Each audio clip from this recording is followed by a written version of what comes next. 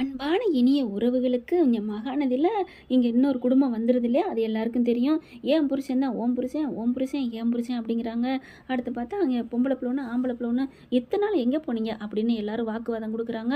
இத்தனை நாள்னா அவர் தான் இந்த மாதிரி தெரியக்கூடாது, என் பொண்டாட்டி பிள்ளைக்கு தெரிஞ்சால் ரொம்ப நொடிச்சு போயிடுவா, உன்னையும் நான் ஒன்றா தான் பார்க்குறேன், உன் மேலே நான் உயிராக இருக்கிறேன் அப்படின்னு அவர் சொன்னார். கட்டுன புருஷன் சொல்லையில் நான் எப்படி மீள முடியும், அதனால தான் நான் அங்கே இருந்துட்டேன். சரி இப்போ எதுக்கு வந்தீங்க அப்படின்னு விஜய் நிவின் கிடுக்குப்பிடி கரெக்டாக கேட்குறாங்க. இப்போ எதுக்கு வந்தேன்னா நாங்கள் கஷ்டப்பட்டுட்டு இருக்கோம்ல, அப்போ அவர் சம்பாத்தியத்தில் உனக்கும் தான் கண்டிப்பாக என் வீட்டில் உனக்கு பாதி தருவேன் அப்படின்னு சொல்லியே இருந்தார்.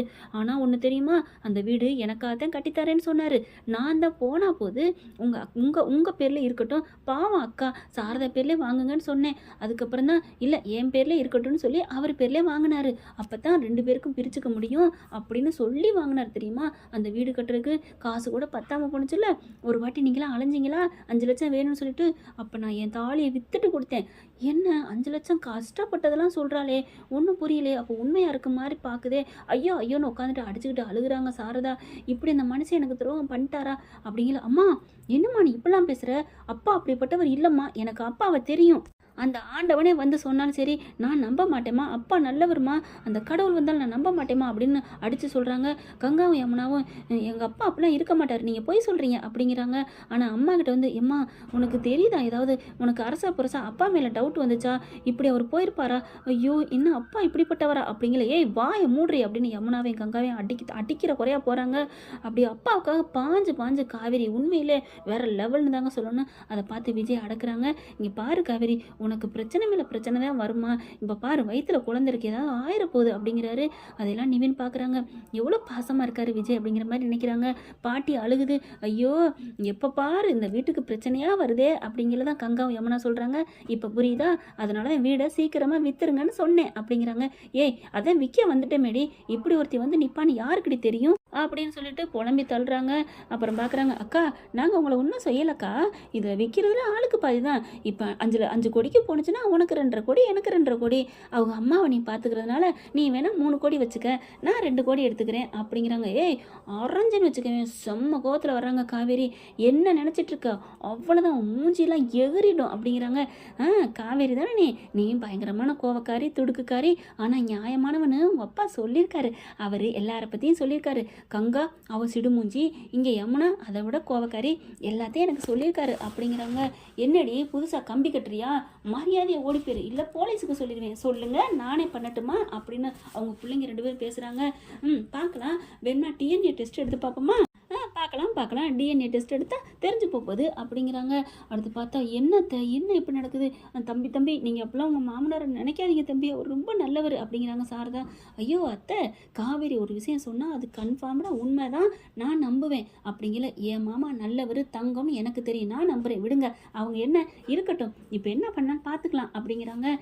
சரிம்மா நீங்கள் இங்கே இருக்கன்னு நினைக்கிறீங்களா, ஆமாம் இந்த வீடு எப்போ விற்றாலும் சரி எங்கள் கையெழுத்தோடு விற்றா தான் விற்க முடியும், எங்களுக்கு காசு கொடுத்தா தான் நாங்கள் விற்க விடுவோம் அப்படிங்கிறாங்க. சரிங்க நீங்கள் தங்கிக்கங்க நாங்கள் பார்த்துக்குறோம் அப்படின்னு சொல்லிட்டு கிளம்புறாங்க. கிளம்பி வெளியில் வராங்க. காவேரி வர்றாங்க. என்னங்க அவங்கள இருக்க வச்சுட்டீங்க அப்படிங்கிறாங்க. இரு காவேரி இரு, பொறுமையாக இரு, இப்போ என்ன இரு பார்க்கலாம் யோசிப்போம் அப்படிங்கிறாங்களா. மாமா ஏதாவது யோசிங்க மாமா. அடியே ஆர்வக்குள்ளாரு இருடி, நான் மாமா இருக்கேன், நீ ஏன் பயப்படுற, நான் இருக்கேன்ல. மாமாவுக்கு கொஞ்சம் யோசனை வேணும் அப்படிங்கிறாங்க. என்ன யோசனை, எப்படி இவங்க வந்தாங்க, இவங்க யார், இவங்களை எங்கேயோ பார்த்த மாதிரி எனக்கு தெரியுதுமா அப்படிங்கிறாங்க. அப்படியா, ஆமாடா இந்த 3 பேரையுமே நான் பார்த்துருக்க மாதிரி தான் எனக்கு தோணுது அப்படிங்கிறாங்க. ஆனால் இந்த அம்மாவை தான் நான் நிறையா வாட்டி பார்த்துருக்கேன், ஆனால் எங்கே பார்த்தேன்னு தான் தெரியல, சென்னையில் தான் பார்த்தா தான் எனக்கு நினப்பு இருக்குது அப்படிங்கிறாரு விஜய். உடனே பாஸ் சீக்கிரம் கண்டுபிடிங்க பாஸ், எங்கே பார்த்துருக்கீங்க, ஏய் நான் என்ன பாக்கெட்டுக்குள்ள வச்சுருக்கேன் கண்டுபிடிங்கிற, அறிவை யூஸ் பண்ணணும்டா அப்படிங்கிறாங்க. அறிவை யூஸ் பண்ணணும்னா என்ன பண்ணணும், போய் தண்ணிக்குள்ளே போய் மூழ்கி உட்காரணுமா, இல்லை கடலுக்குள்ளே போய் முத்தெடுத்துட்டு வரணுமா, இல்லை பிரியாணி பானைக்குள்ளே போய் உட்காரணுமா, ஏம்மா உன் புருஷன் நல்லா இருக்கணும்னு உனக்கு ஆசை இல்லையா, இல்லை பாஸ் அறிவை யூஸ் பண்ணணும்னு சொன்னீங்களே, அந்த அறிவை தோண்டி எடுக்கணும்ல அதுக்காகத்தான் அப்படின்னு சொன்னோன்னே காவேரி தலையில் ஒரு கொட்டு கொட்டுறாரு. மாமா என்ன அப்படிங்கிறாங்க. பின்ன நான் எவ்வளோ சீரியஸாக பேசிகிட்டு இருக்கேன், காமெடி பண்ணிக்கிட்டு இருக்கேன் மாமா, நீங்கள் தானே சொல்லுவீங்க எப்போவுமே சீரியஸாக இருக்கக்கூடாது, அப்பப்போ நம்ம வந்து ரிலாக்ஸாக இருக்கணும் அப்படின்னு, அதனால தான் நான் அப்படி சொன்னேன். ரிலாக்ஸாக இருக்கணும்னா மாமா இன்னொரு வைத்தியம் தான் சொல்லியிருக்கேன், அதை நீங்கள் கொடுத்தா மாமா நல்லா வரல அப்படிங்கிறாங்க. சரி அங்கே நிவின் யமுனாலாம் பார்த்துக்கிட்டே நிற்கிறாங்க. அவங்க அங்கே தாண்டி நிற்கிறாங்க, நம்ம இவ்வளோ தூரத்தில் இருக்கோம், நீ பக்கத்தில் வந்தாலும் ஏதோ தொடச்சி கொடுக்குறா, தூசி தட்டி விட்றா அப்படி தான் நினைப்பாங்க. அதனால் கொஞ்சம் ஒத்தடம் கொடுத்தா மாமாவுக்கு பிரெயின் இப்படி பிரைட் ஆகும், யோசனைக்கு அப்படி கொட்டும், அறிவு மாதிரி கொட்டிடும். அதுக்கப்புறம் சக்குன்னு வந்தோன்னே அவங்கள கக்குன்னு பிடிச்சி கழுத்தை பிடிச்சி வெளியே தள்ளிடலாம்ல ஆதாரத்தோட அப்படிங்கிறாங்க. மாமா நிஜமாவா? ஆமாம், எங்கள் அம்மா அழுகாமல் இருப்பாங்களா? ஏன்டி அவங்க அழுக போகிறாங்க? அழுகன்னு அவசியமே இல்லை, இங்கே ஃப்ரிட்ஜ் இருக்குல்ல அப்படிங்கிறாரு. ஃப்ரிட்ஜா? எதுக்கு மாமா? ஆமாம், உங்கள் அம்மா அழுகாமல் இருக்கணும்னா அதுக்குள்ளே தூக்கி கொண்டு எங்கள் அம்மாவை வையி. மாமா என்ன கடியா, கடிக்கிறீங்களா அப்படின்னு புதற பார்க்குறாங்க. நில்லு நில்லு, நீ தானே சொன்ன ரிலாக்ஸாக இருக்கணும் அப்படின்னுட்டு, அதனால தான் நானும் ரிலாக்ஸுக்கு சொன்னேன். நீ ஒரு காமெடி சொன்ன, நான் ஒரு காமெடி சொன்னேன், எப்படி அப்படின்னு கேட்க, உங்களை அப்படின்னு கை ரெண்டையும் கொண்டுக்கிட்டு அப்படியே முகத்திட்ட வராங்க. கமான் கமான், என்ன பண்ணணும் சொல்லு சொல்லு, அடிக்கிறியா அடி, கடிக்கிறியா கடி அப்படின்னு கணத்தை காமிக்கிறாரு. அப்படியே அடிக்கிறாங்க.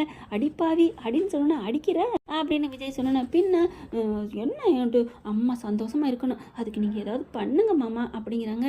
இருடா நான் யோசிக்கிறேன், அப்புறம் நான் சொன்னது இன்னும் வரல, அப்புறம் எப்படி யோசிக்க முடியும் அப்படிங்கிறாங்க. ஐயோ முருகா அப்படிங்கிறாங்க. ஐயோ முருகா இல்லை, அப்பா முருகா அப்படின்னு சொல்லணும். அப்பா சந்தானம் அப்படிங்கிறாங்க. ஐயோ என் முன்னாடி கடிச்சிட்டா கக்க கக்கன்னு சிரிக்கிறாரு. எதுக்கு சிரிக்கிறீங்க? நீ இப்போ ஜோக்கு சொன்னில அதுக்கு தான் சிரித்தேன். ஐயோ தேவுடா அப்படிங்கிறாங்க. ஏம்மா அந்த சாமியை இங்கே கும்பிட்ற, நமக்கு கை கொடுக்க போகிறது முருகன் தான், அதெல்லாம் இல்லை, எல்லா சாமியும் கை கொடுக்கும், எல்லாத்தையும் வேண்டிக்கிறது நல்லது தான் அப்படிங்கிறாங்க.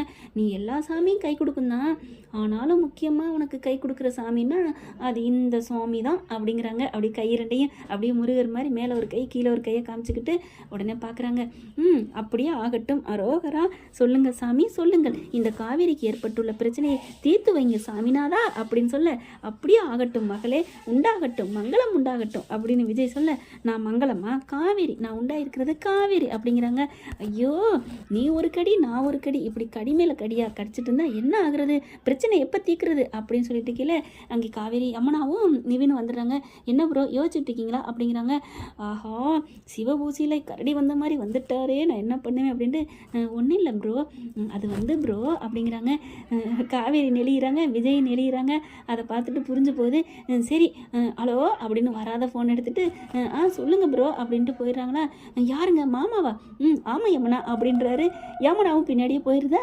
உடனே பார்க்குறாங்க. விஜய் பார்த்து சொல்கிறாரு, பரவாயில்ல நிவின் உண்மையில் சூப்பர் பர்சன் அப்படிங்கிறாங்க. எதை வச்சு சொல்கிறீங்க? அவருக்கு ஃபோனே வரல தெரியுமா? என்ன மாமா சொல்கிறீங்க? ஆமாம், நம்ம 2 பேரும் நெளிஞ்சோம்ல, ஏதோ ரொமான்ஸ் பண்ணுறாங்க, நம்ம குறுக்க வந்துட்டோன்னு கலந்துக்கிட்டு போகிறாரு பற்றியா, அதுலேயும் பொண்டாட்டியும் சேர்த்து கூட்டிகிட்டு போகிறாரு பாரு.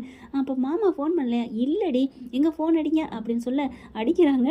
பார்த்தா கிரிங்கின்னு பெல் அடிக்குது. டவக்குன்னு பார்த்துட்டு நல்ல வேளை யமுனா கொஞ்சம் தூரத்தில் வர்றதுனால அது மாட்டிக்காமல் விட்டுறாரு. அதுக்கப்புறம் என்ன ஒன்றும் இல்லை அப்படிங்கிறாரு விஜய். அதுக்கப்புறம் சொல்லுங்கள் ப்ரோ அப்படின்ட்டே போகிறாங்க. அப்போ யமுனா மாமாட்ட பேசணும்னு சொல்லிட்டா நிவின் என்ன பண்ணுவார்? ஏண்டி சொல்லவா தெரியாது? ஐயோ கட்டாயிருச்சே அப்படின்னு சொல்ல தெரியாதா என்ன அப்படின்னு சொல்லிக்கிட்டு இருக்கீங்களே. ஐயோ கட்டாயிருச்சே யமுனா அப்படிங்கிறாரு நிவின். அங்கேருந்து சொல்கிறது தெரியுது. பாத்தியா பாத்தியா நிவின் நமக்காக எவ்வளோ நேக்கா போயிருக்காரு அப்படிங்கிறாங்க. அப்படி சிரிக்கிறாங்க. யாராக இருக்கலாம் தெரியுது இந்த பாவம் விஜய் அப்படின்ட்டு. விஜயோட அருமை ரொமான்ஸு எல்லாம் கட்டுனவளுக்கு தெரியலையே, அப்படியே கல் குண்டு கல் மாதிரி நிற்கிறாளே, இன்னமும் தவணையை கொடுக்காம அப்படின்னு சொல்லி கூட முடிக்கலைங்க. அப்படியே இருக்க கட்டி அணைச்சி அப்படியே ரொமான்ஸை மலையை பொழிஞ்சு முத்தம் நச்சு நச்சுன்னு. அவர் கேட்டது ஒன்று, ஒரு பாட்டு விளம்பரத்துலாம் இருக்குல்ல, நான் கேட்டது இது மாதிரி ஆனால் கிடைச்சதோ அது மாதிரி அப்படிம்பாங்க இல்லையா, அதே மாதிரி தான் நம்ம தலைவருக்கு. அவங்க கேட்டது ஒரே ஒரு உதட்டு முத்தம், ஆனால் நம்ம தலைவி அள்ளி வழங்கிடுறாங்க. அப்படியே கிறங்கிடுறாரு. இது போதுண்டி ஜெட்டு வேகத்தில் இன்னைக்கு பாரு அந்த அம்மாவை பண்ணுறேன் பாரு கணக்கு அப்படின்ட்டு. கணக்கா? ஐயோ தெரியாமல் வாய் விட்டேனா அப்படிங்கிறாரு. ஓகே ஃப்ரெண்ட், பார்க்கலாம், இப்படி போனால் நல்லா தானே இருக்கும். இந்த பற்றி உங்களுக்கு பிடிச்சிருந்துச்சுன்னா உங்கள் பொண்ணான கையில் ஒரு லைக்கை போட்டு சப்ஸ்கிரைப் பண்ணிடுங்க. Thank you friends.